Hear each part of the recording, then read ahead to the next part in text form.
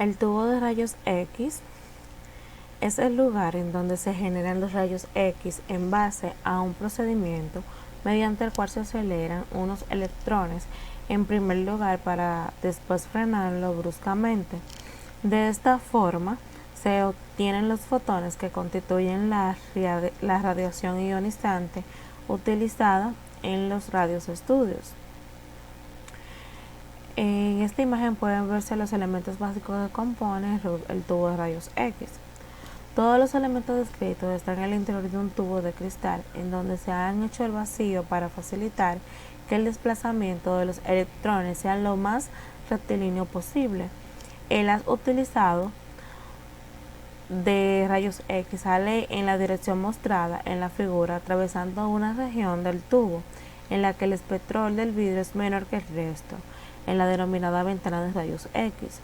Rodeado de esta estructura se encuentra una carcasa de plomo y acero. Entre ella y el tubo es necesaria la existencia de un sistema de refrigeración con el fin de disipar el calor que se produce al chocar los electrones contra el anodo. De la energía empleada en la producción de los rayos X, el 99% se convertirá en calor y el 1% rayos X. El anodo es el lado positivo del tubo y existen dos tipos fijos y giratorios. El anodo fijo se utiliza en aparatos de odontología, algunos portátiles y otras unidades que no requieren intensidad ni altas potencias. El anodo giratorio es utilizado en equipos que deben de ser capaces de producir o hacer rayos de alta intensidad en un tiempo breve. El blanco es una porción del anodo en donde inciden los electrones emitidos desde el cátodo inciden para generar los rayos X. Es de tuteno. El disco que gira en los tubos con anodo giratorio en el blanco, la zona específica donde inciden los electrones para generarse los rayos X se llama punto focal. Su punto de función alto le permite producir rayos X más eficientes. El papel de la copa focalizadora es impedir que se expandan la corriente de electrones, manteniéndola al mismo potencial negativo que el filamento cuando el tubo de rayos X está conducido. El cátodo de tubo de rayos X es un filamento de un material wolframio, molibdeno, rodio, que produce electrones cuando es sometido a un calentamiento. La forma de calentamiento es hacer pasar por la misma corriente eléctrica. Cuando un metal se calienta, su átomo absorbe energía térmica y algunos de los electrones del mismo adquieren suficiente energía como para separarse a una pequeña distancia de la superficie del metal.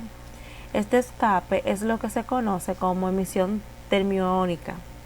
Cuanto mayor sea la corriente que pasa por el filamento, mayor será la temperatura que adquiera y mayor el número de electrones que emitirá.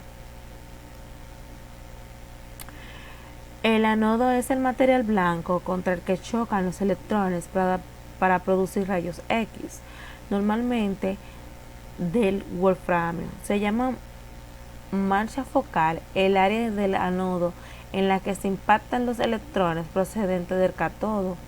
La mayoría de la energía de los electrones se convierte en el calor y solo el 1% se convierte en rayos X, como mencioné anteriormente, puesto que el calor se distribuye uniformemente sobre la marcha focal. Cuanto más grande sea esta, mayor cantidad de calor podrá acumular antes de que llegue a producir un daño en el anodo. Sin embargo, cuanto mayor sea el área del foco, menor detalles podremos observar en la radiografía. Este conflicto se resolvió dado una inclinación a la superficie anódica, de modo que forme un ángulo con la perpendicular al plano de incidencia del haz.